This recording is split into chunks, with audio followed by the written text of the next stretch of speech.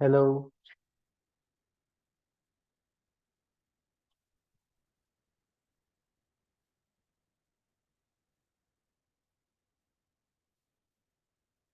Hello.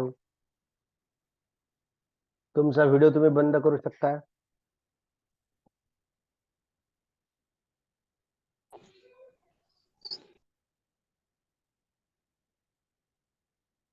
Hello.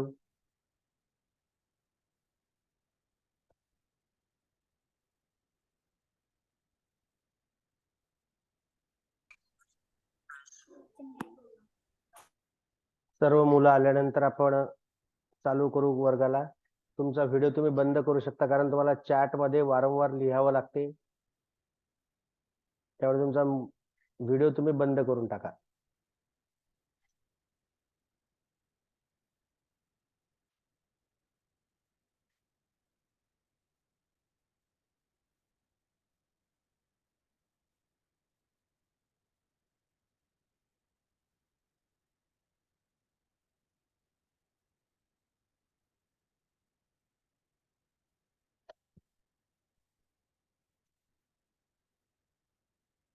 थोड्या वेळात सर्व मुलं जे आहेत ते इथं येतील.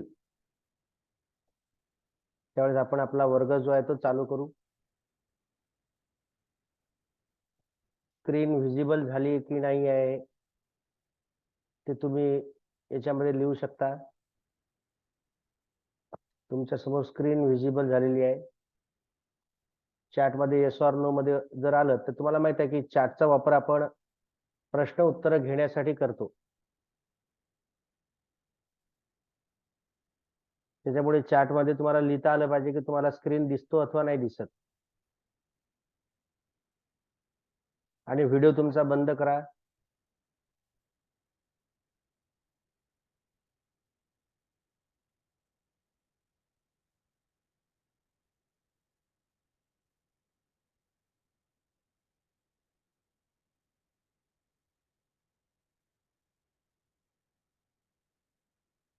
सगळ्यांचे व्हिडिओ बंद झालेले आहेत. ज्यावेळेस चालू करा म्हणेल त्यावेळेस चालू करा. आवाज येत नाही आहे म्हणते शौर्य. शौर्य कुठं आहे? त्याने त्याचा आवाज कनेक्टच केला नाही. तुमच्या स्क्रीनवर हेडफोन सारखं जर चिन्ह असेल तर त्या चिन्हाला तुम्ही दाबा आणि तुमचा आवाज जो आहे तो येऊन जाईल. या ठिकाणी स्क्रीन तुम्हाला दिसत आहे सगळ्यांना. काल आपण ज्या मुद्द्यांवर पाहिलं होतं ते मुद्दे तुम्हाला मी परत एकदा सांगतो. काल आपण कोणत्या मुद्द्यांवर पाहिलं होतं? आपण काल नॅचरल रिसोर्सेस याची डेफिनेशन बघितली होती. काय डेफिनेशन होती ती? ती अशी होती की substances occurring in nature that satisfy a variety of daily needs are called as natural resources. Nitin Asalkar काय म्हणतो बघू द्या मला. विनाकारण रेज युअर हँड वगैरे काही करू नका. व्हिडिओ चालू करू नका.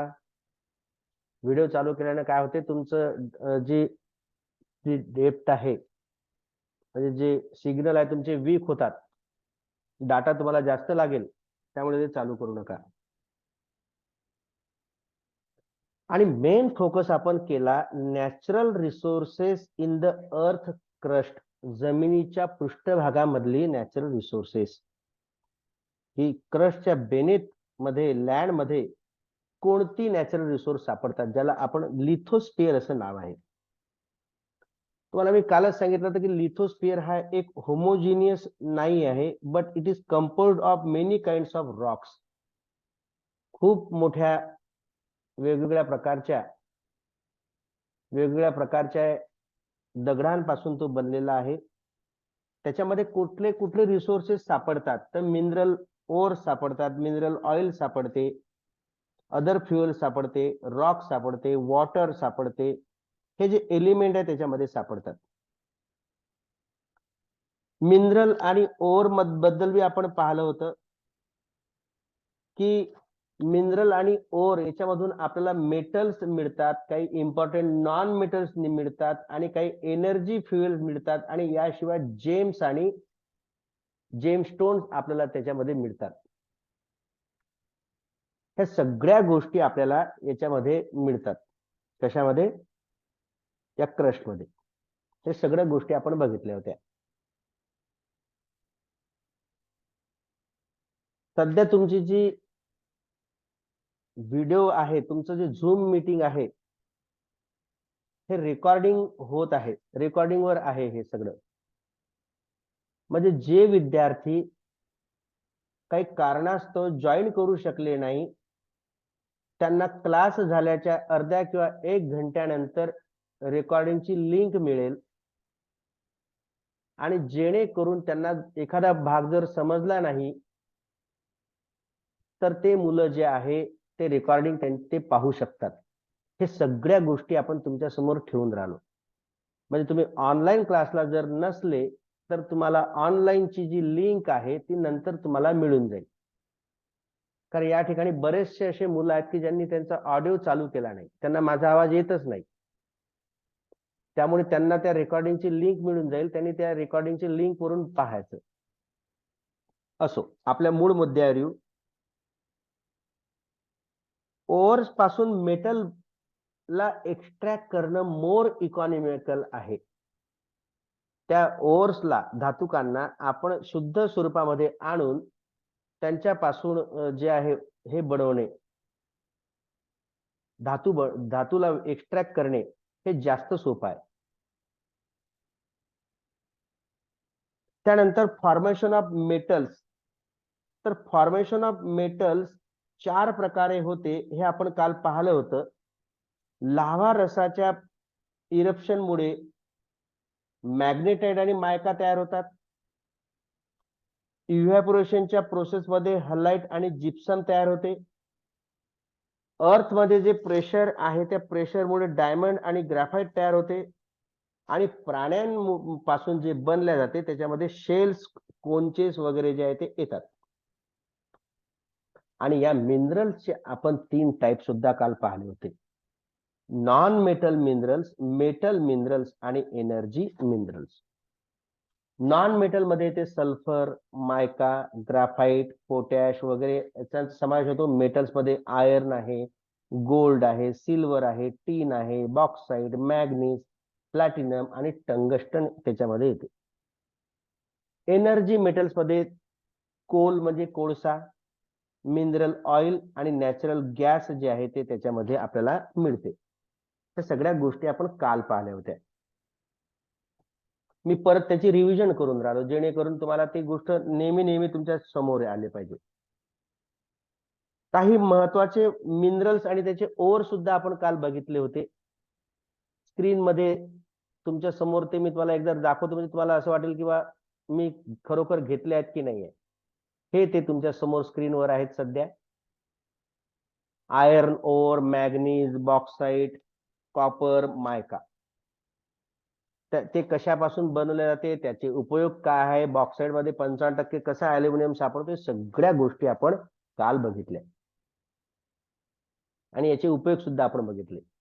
नंतर फ्युएल मधला आपण कोल सुद्धा काल बघितला. कोळसा कसा तयार होतो.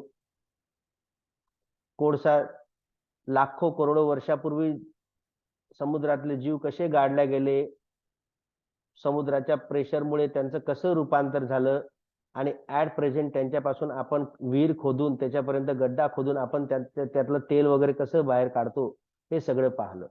आणि ONGC कंपनी जे भारतीय आहे, the oil and natural gas corporation, सहकारी संस्था आहे ती भारतामध्ये जी साठे सापडते त्याच्याबद्दल त्याने किती शोधून काढले, काय शोधून काढले, या सगळ्यांचा गोष्ट आपण पाहिलं. आणि आता आपण मिनरल ऑइल आणि नॅचरल गॅसचा कंपॅरेटिव्ह अभ्यास करणार आहे. तर सुरुवातीला पाहू आपण mineral oil. What is mineral oil आणि ते कसं बनलं. Mineral oil is the liquid fuel formed by the decomposition of organic substances buried underground. Mineral oil कसं बनलं. Mineral oil is a liquid fuel. ते लिक्विड द्रव स्वरूपामधलं आहे. कसं बनलं? Decomposition of organic substance buried underground. Decomposition झालं. समुद्राच्या तळाशी जे सजीव गाळल्या गेले त्यांचं डिकम्पोजिशन झालं आणि प्रेशरमुळे ते बनले. Millions of years ago, bodies of the dead sea organisms sank on the bottom of the sea. Layers of soil and sand collected on them, and due to the high pressure and temperature, the remains of the dead organisms were transferred into mineral oil. काय म्हणतो ते की करोडो वर्षापूर्वी हे सजीव जे आहे मेल्यानंतर समुद्राच्या आतमध्ये गेले आणि समुद्रावरचं जे हाय प्रेशर आहे आणि वरचं जे हाय टेम्परेचर आहे यांच्यामध्ये याचं रूपांतर मिनरल ऑइल मध्ये झालं. The underground mineral oil is extracted through oil wells. जसं एखादं पाणी असते, पाणी जर जमिनीच्या विहिरीच्या आत म्हणजे पृथ्वीच्या पोटातून काढायचं असेल तर विहीर खोदल्या जाते. अशा प्रकारची विहीर मिनरल ऑइल काढण्यासाठी जमिनीवर खोदल्या जाते. Mineral oil is formed mainly in oil sand, shale, sandstone and limestone at a depth about 1000 to 3000 metre. किती मीटर पर्यंत ते बनते म्हणजे खोदल्या जाते विहीर? 1000 ते 3000 मीटर पर्यंत खोदल्या जाते. मिनरल ऑइलला एक दुसरं नाव आहे, त्याचं नाव आहे पेट्रोलियम. त्याला दुसऱ्या भाषेमध्ये क्रूड ऑइल सुद्धा म्हटलं जाते. या क्रूड ऑइलला काला सोना म्हटलं जाते. सोना, काला सोना. तुम्हाला माहिती आहे सगळ्यांना सोनं किती महत्वाचं असते. असं काळं सोनं जे आहे हे याला म्हणतात क्रूड ऑइल. त्याला काळं सोनं जरी म्हणत असलं तरी it is greenish brown in colour. Petroleum mixture of many compounds mainly of hydrocarbon type. आता बघा त्याचा रंग ग्रीनिश ब्राउन आहे आणि पेट्रोलियम जे आहे हे जे आहे हे मिक्सचर ऑफ मेनी कंपाऊंड्स आणि स्पेशली हायड्रो कंपाऊंडचं ते मिक्सचर आहे. It is also contains compounds of oxygen, nitrogen, sulphur. त्याच्यामध्ये ऑक्सिजनचेही कंपाऊंड आहेत, नायट्रोजनचे कंपाऊंड आहे, सल्फरचे कंपाऊंड आहे. म्हणजे एक प्रकारचं मिक्सचर आहे crude oil. Petroleum is extracted through oil wells and refined by fractional distillation. Distillation नावाचा एक प्रकार असतो ज्याच्यामध्ये द्रवाचं रूपांतर वाफेमध्ये केले जाते. अशा प्रकारे फ्रॅक्शनल डिस्टिलेशनच्या मेथडनं ऑइल पेट्रोलियम मधून पेट्रोल, डिझेल, केरोसिन, टार, नॅफ्ता हे सगळे जे आहे ते वेगवेगळ्या प्रकारे काढले जातात. Aviation petrol. बघा पेट्रोल आपल्या गाड्यांमध्ये टाकायचं वेगळं असते आणि विमानाचं इंधन हे वेगळं असते. गॅसोलिन मीन्स पेट्रोल. आपल्या पेट्रोलला पेट्रोल हे नाव नाही आहे, ऍक्च्युअली त्याचं नाव गॅसोलिन आहे. आणि एव्हिएशन पेट्रोल हे वेगळं आहे पण आपण गॅसोलिनलाच आपण पेट्रोल असं म्हणतो. Diesel, kerosene, naphtha, lubricating oil त्याला ग्रीस असं नाव आहे. टार ऑल ऑप्टेन फ्रॉम पेट्रोलियम. आता पेट्रोलियम पासून काय काय बनवले जाते त्याची यादी बघा. काय काय आहे ते तुम्हाला वेगळ्या रंगामध्ये परत दाखवतो. बघा या ठिकाणी यादी आहे. पहिला आहे एव्हिएशन पेट्रोल. हे नष्ट करायला लागेल मला. बघा पहिलं काय आहे? Aviation petrol, gasoline, diesel, kerosene, naphtha, lubricating oil, tar हे जे आहे इत्यादी पदार्थ पेट्रोलियम पासून वेगळे केले जातात. आता या पदार्थांचा उपयोग कुठे होतो? They are used as a fuel and production of dies. Dies म्हणजे रंग, पेस्टिसाइड कीटकनाशके, परफ्यूम म्हणजे आपल्या अंगावरचे आपण जे सेंट वगैरे वापरतो परफ्यूम त्याला सुद्धा आपण याच्यापासून बनवले जातात. आणि आर्टिफिशियल फायबर. आर्टिफिशियल फायबर कृत्रिम धागे म्हणजे टेरिलिन, टेरिऊल, टेरिकॉट अशा सारखे जे मॅनमेड मटेरियल्स आहेत, धागे आहेत, कॉटन नाही, जे मॅनमेड आहे यांना बनवण्याच्या कामामध्ये सुद्धा पेट्रोलियम पदार्थांचा वापर केला जातो. तुम्हाला मिनरल ऑइल समजलं का? चॅट मध्ये उत्तर करा, पाठवा. तुम्हाला मिनरल ऑइल मध्ये तुम्हाला मिनरल ऑइल कसं बनलं? मिनरल ऑइलला कसं काढल्या जाते, मिनरल ऑइलचे पासून आपल्याला कोणकोणते प्रोडक्ट मिळतात आणि मिनरल ऑइलचा आपण काय उपयोग करतो, ह्या गोष्टी तुम्हाला माहित पडल्या का?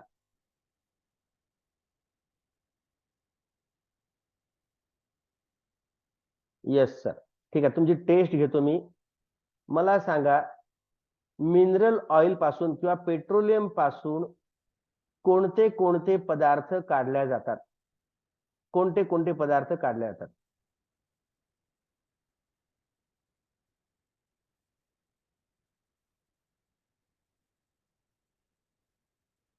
तुम्हाला हा बघू द्या कोणाचं उत्तर आलं का. येस वगैरे नो म्हटलं यांनी फक्त. हा, ते पदार्थ बघा, यादी बघा त्याची कुठे आहे. त्याची यादी ही आहे. Aviation petrol, gasoline, diesel, kerosene, naphtha, lubricating oil, tar म्हणजे डांबर, हे पदार्थ काढल्या जातात. आता पेट्रोलियम पदार्थांचा उपयोग कुठे होतो? पेट्रोलियम पदार्थाचा उपयोग होतो डाईज बनवण्याकरता. डाईज म्हणजे रंग.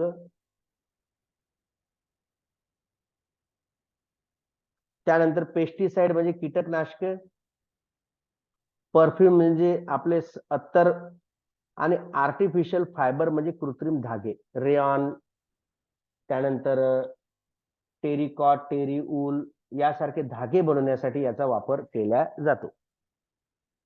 आता पुढचा मुद्दा आहे. हो, मला असं वाटतं की आता तुम्हाला निदान समजलं असेल ही गोष्ट. ठीक आहे. हो हो, बरोबर आहे. पलक शर्माने बरोबर उत्तर दिलं. आता आपण पाहू नॅचरल गॅस. आता नॅचरल गॅस काय आहे बघा.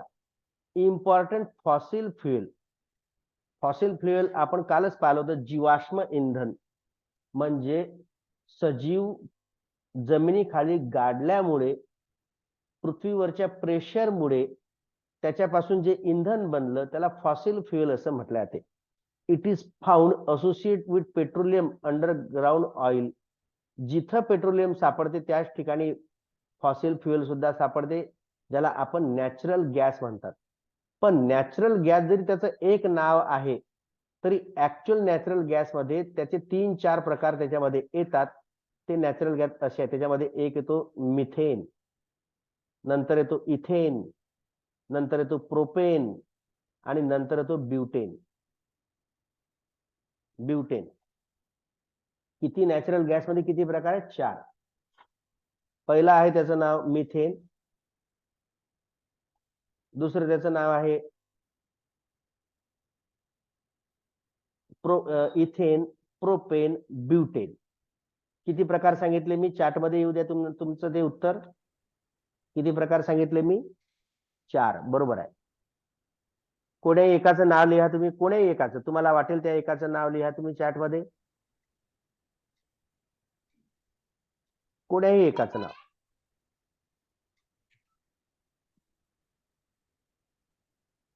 बरोबर आहे, बरोबर आहे.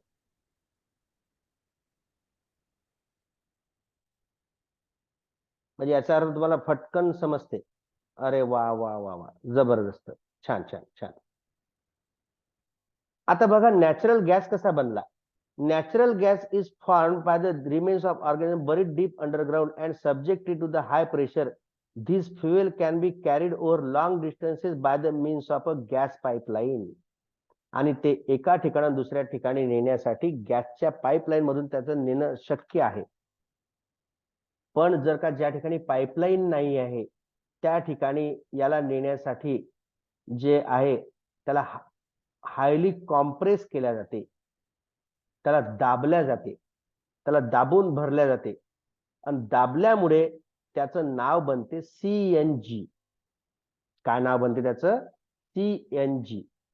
सीएनजी मध्ये सी दर्शवतो कॉम्प्रेस, दाबलेला. एन मीन्स नॅचरल आणि जी मीन्स गॅस. किंवा त्याला लिक्विडिफाईड केल्या जाते, दाबून त्याला त्याचं लिक्विडिफाईड केलं जाते. त्याचं नाव आहे LNG, liquefied natural gas. CNG means compress natural gas आणि LNG means liquefied natural gas, जो आपल्या घरातला असतो आणि त्याचं ट्रान्सपोर्ट केल्या जाते. आता तो सीएनजी का वापरला तो जास्त मोठ्या प्रमाणामध्ये, याची आपण कारण शोधू. कॅचेस फायर इझिली, आग लवकर पकडतो. No solid waste remains after combustion, ज्वलनानंतर कुठलंच रिमेन राहत नाही. आणि त्याच्यामध्ये कार्बन डायऑक्साईड आणि water are form in small quantities, घरामध्ये कार्बन डायऑक्साईड वगैरे बनत नाही. Other pollutants are not produce, कोणत्याच प्रकारचे पोल्युटंट्स प्रोड्यूस होत नाही. कॅन बी ट्रान्सपोर्टेड इझिली, एका ठिकाणाहून दुसऱ्या ठिकाणी नेणे शक्य आहे. कंब्युशन कॅन बी कंट्रोल्ड इझिली, त्याचं ज्वलन जे आहे हे कंट्रोल केले जाते. याचं उत्तम उदाहरण आहे आपल्या घरातला गॅस. बघा, आपल्या गॅसची शेगडी जशी आपण चालू केली आणि पेटवली की पेटते, लगेच पेटते. त्या लाकूड जर पेटवलं तर ते लवकर पेटत नाही, पण गॅस लवकर पेटतो. लाकूड पेटल्यानंतर धुवा निघतो, गॅस पेटल्यानंतर धुवा निघत नाही, किंवा निग्लिजिबल काहीतरी निघते. आणि त्याला स्टोअर करणे एका छोट्याशा सिलेंडर मध्ये, आपल्या घरातलं जे सिलेंडर आहे त्याच्यामध्ये महिन्याभराचा गॅस आपला आरामात बसतो. आणि त्याचं कंट्रोल आपल्या हातात आहे. लहान करणे, मोठा करणे, बंद करणे, चालू करणे आपल्या हातामध्ये आहे. आणि या गोष्टीमुळे सीएनजी जो आहे तो आता वापरला गेलेला आहे. लिक्विडिफाईड पेट्रोलियम गॅस, आपल्या घरातला gas, liquefied petroleum gas. Petroleum gas is obtained during the refining of crude petroleum. Petroleum gas is transferred into liquid by subjecting to the high pressure and reducing its volume 240 of the original. आता natural गॅसला high pressure मध्ये, उच्च दाबामध्ये एवढं दाबल्या जाते की ज्याचं liquid मध्ये रूपांतर होते. It is stored in a thick wall steel cylinder, लोखंडाच्या सिलेंडर मध्ये त्याला स्टोअर केल्या जाते. जे आपल्या घरातलं आहे ते सिलेंडर आहे ते जसं जसं आपण वापरू तसं तसं त्याचं गॅसमध्ये रूपांतर होत जाते आणि आपल्याला तो जो गॅस जो आहे तो मिळतो. दिस गॅस कंटेन्स मेनली 2 कॉम्पोनंट्स, त्याच्यामध्ये 2 कॉम्पोनंट्स असतात. कोणकोणते असतात पहा. पहिला आहे प्रोपेन आणि दुसरा आहे ब्युटेन. आपण नॅचरल गॅस किती प्रकारचे पाहिले होते?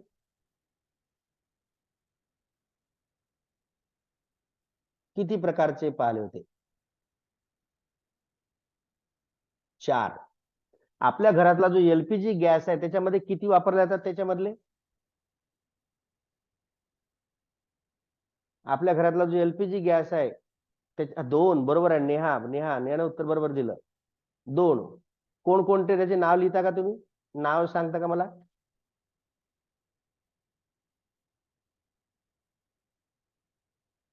दोन, त्याचं नाव सांगता का मला?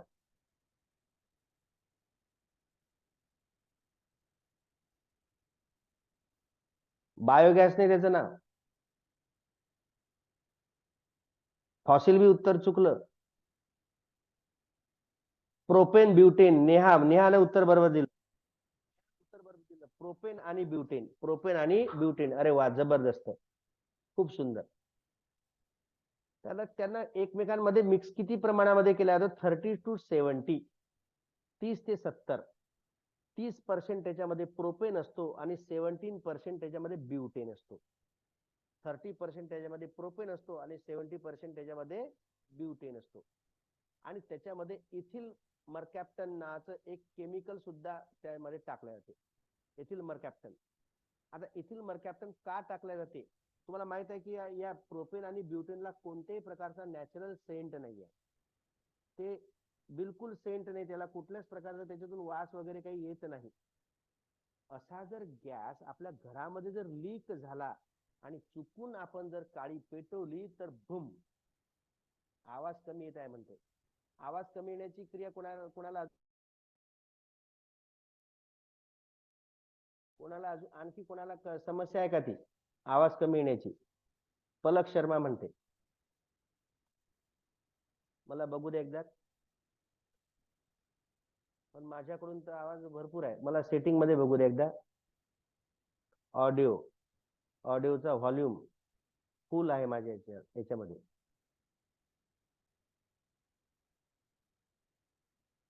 Hello hello hello hello. अच्छा, थोडासा कमी येत असेल बहुतेक. आता येतो का बरोबर? आता येतो का आवाज बरोबर? थोडस मी पोझिशन ऍडजस्ट केलेली आहे. आवाज कमी अजूनही येऊन राहिला. येस, आता आवाज येऊन राहिला म्हणतो. नो, आवाज येतो की नाही येत? येतो येतो. थोडस जोराने बोलू का मग? थोडस जोराने बोलू का मग? नाही, येतो येतो म्हणतो तो. ओके. आता याला कारण तुमचं नेटवर्क बी असू शकते. ठीक आहे ठीक आहे. आता आपल्याला चालू मध्ये तर काही करता येणार नाही. मी हेडफोन बदलून बघतो. थांबा एक मिनिट.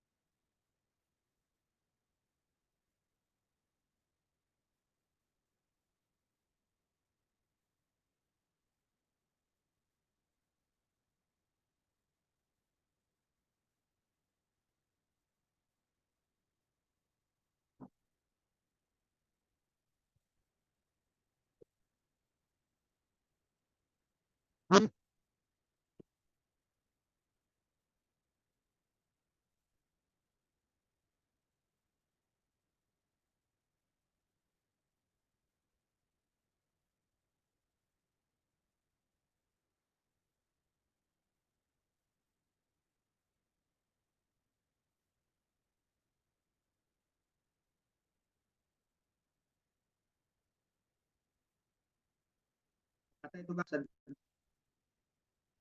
बघू द्या. आपण सेट तर केलेला आहे हेडफोन ते स्पीकर, त्यानंतर इंटरनल नाही चालणार. हा, आता आता येईल. आता येईल. आता येते. ओके, पलक शर्माने म्हटलं आता येते. बरोबर आहे.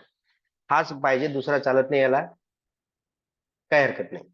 ठीक आहे ठीक आहे. असू द्या.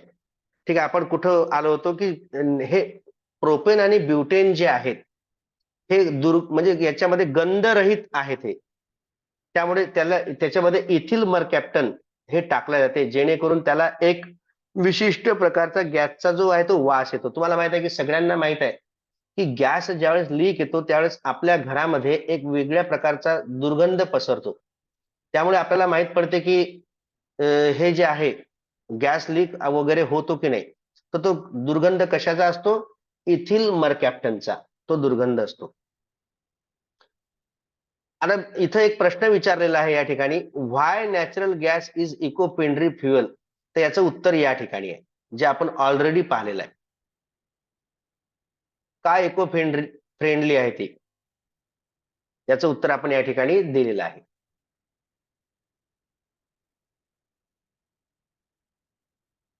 The demand of fuels has increased greatly due to the rapidly growing population, but the reserves of fossil fuels are limited. But it is becoming difficult to meet the increased demand. The likelihood of these reserves getting exhausted, known as energy crisis.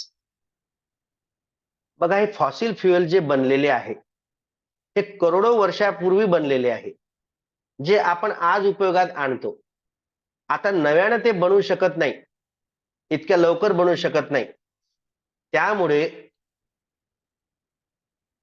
त्यामुळे जे आहे ते त्यांचा वापर कमीत कमी प्रमाणामध्ये करणं आवश्यक आहे, गरजेचं आहे. As the reserves of fossil fuels, namely mineral oil and coal, are limited, the demand is increasing. Alternative fuels are coming to use, like hydrogen, biofuel, methanol, wood alcohol, ethanol, green alcohol are the some alternative fuels. आता fossil फ्युएलवर आपण जास्त अवलंबून राहू शकत नाही, यासाठी दुसऱ्या फ्युएलचा use जास्त प्रमाणामध्ये येऊन राहिला. त्याच्यामध्ये पहिलं फ्युएल आहे हायड्रोजन, नंतर आहे बायोफ्युएल. बायोफ्युएल म्हणजे जेट्रोफा सारख्या वनस्पती जे आहेत त्यांच्यापासून बनवलेलं. मेन्थॉल, वूड अल्कोहोल, इथेनॉल आणि ग्रीन अल्कोहोल जे आहे हे अल्टरनेटिव्ह फ्युएल्स म्हणून वापरल्या जाते या ठिकाणी. आता नंतर येतो फॉरेस्ट फ्युएल्स. आता फॉरेस्ट फ्युएल जो आहे हा सुद्धा एक मोठा टॉपिक आहे. तो आपल्या 8 ते 10 मिनिटांमध्ये सध्या होणं पॉसिबल नाहीये. त्यामुळे आपण त्याला करण्याचा प्रयत्न करू आणि जेवढा टॉपिक उद्या राहील तेवढा टॉपिक आपण उद्याला कन्वर्ट करू. Forest resources. फॉरेस्ट म्हणजे काय? फॉरेस्ट म्हणजे जंगल. An extensive area of land covered by a variety of plants is called as forest. Extensive area land covered by variety of plants. Extensive means मोठ्या प्रमाणामध्ये, विस्तृत स्वरूपातला, ज्याच्यामध्ये खूप सारे वृक्ष म्हणजे आढळतात, त्याला जंगल असं नाव आहे. A forest is a natural habitat of plants, animals and microbes. काही जे प्राणी आहे त्यांचं घरच मुळामध्ये जंगल आहे. जसं सिंह आहे, वाघ आहे, हरण आहे, कोल्हा आहे, लांडगा आहे, यांना कोणी पाळत नाही.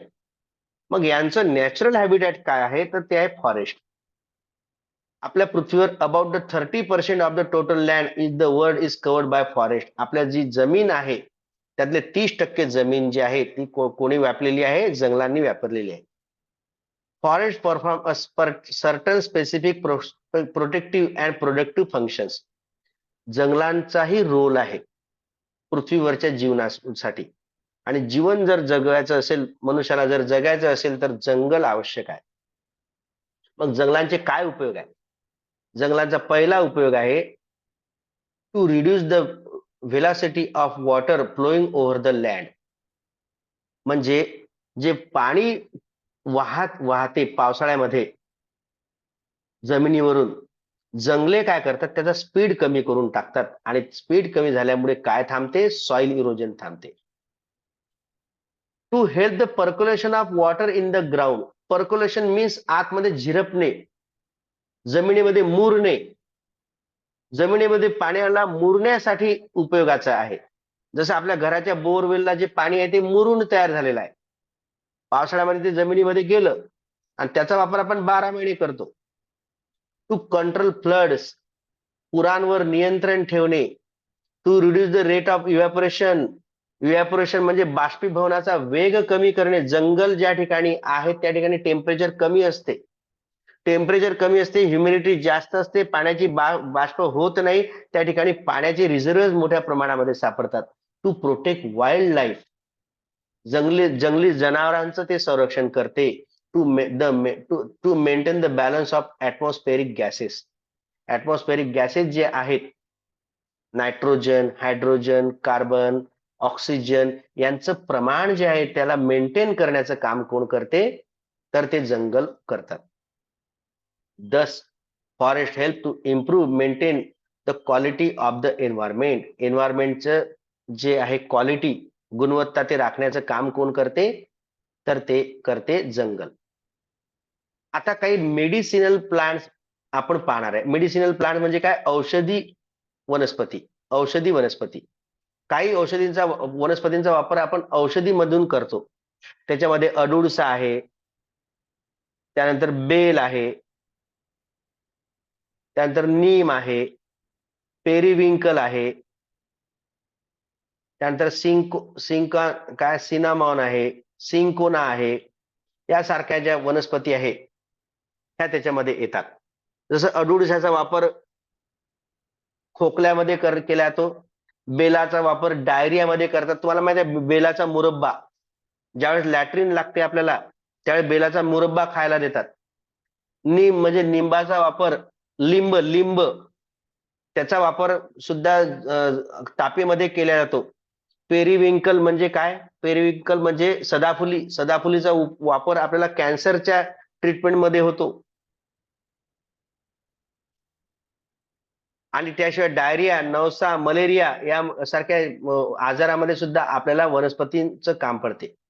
याशिवाय आपण वापरतो अश्वगंधा, शतावरी, आमला, हिरडा, बेहडा आणि तुलसी यासारख्या वनस्पती सुद्धा ज्यांचा औषधी म्हणून वापर केला जातो.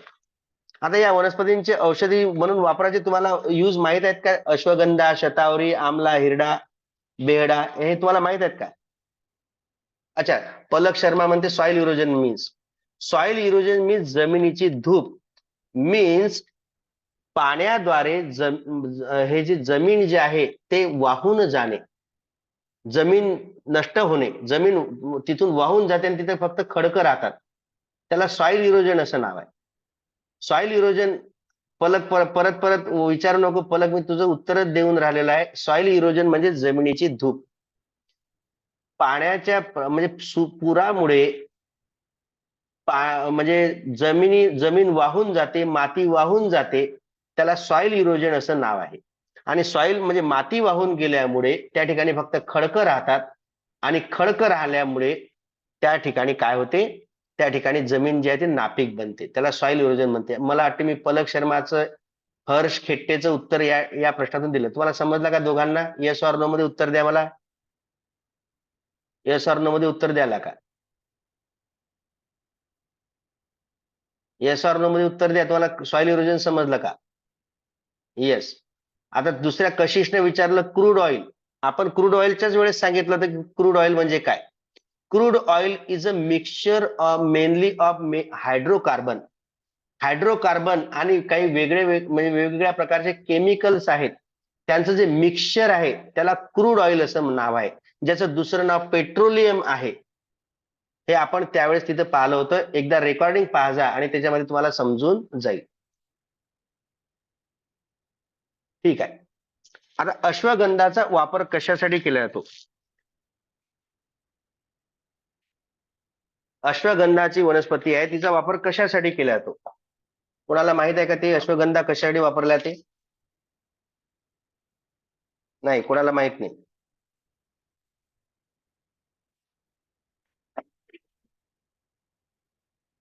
मीच तुम्हाला सांगतो. मग मला शोधू द्या एक वेळेस.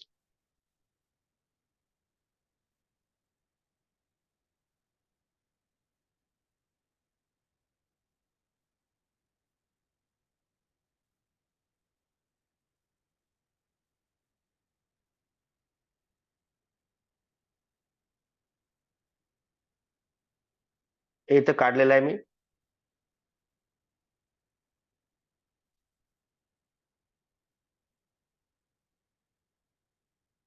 अश्वगंधाचा आहे calms the nervous system. Nervous system म्हणजे काय? आपल्याला शांत करण्याचं काम करते ते. म्हणजे पागल लोक आहे, पागल लोक कोणाला दगड मारतात, म्हणजे पागल लोक, किंवा एखाद्या वेळेस आपला दिमाग सरकतो, मग त्याला त्यावेळेस शांत करण्याचं काम कोण करते? अश्वगंधा वनस्पती करते. म्हणजे आपला ताण तणाव जो आहे याला नष्ट करण्याचं काम अश्वगंधा करते. त्यानंतर शतावरी, डिटॉक्सिफाईज बॉडी. आपल्या शरीरातलं जे पॉयझन आहे त्या पॉयझनला शतावरी खतम करून टाकते. स्ट्रेंथनेस ऑफ युरेटस अँड इम्प्रूव्ह फर्टिलिटी. युरेटस म्हणजे आपले मूत्रशय जे आहे, किडनी त्याला म्हणजे त्याला हे करण्याचं काम करते, त्याचं फंक्शनॅलिटी वाढवते. आमला म्हणजे आवडा, याच्यामध्ये व्हिटॅमिन सी असतो. आणि हिरडा जो आहे हे गॅस्ट्रो इंटेस्टायनल एलिमेंट्स जे आहेत, म्हणजे पोटाचे विकार जे आहे, पोट फुगणे वगैरे जे आहेत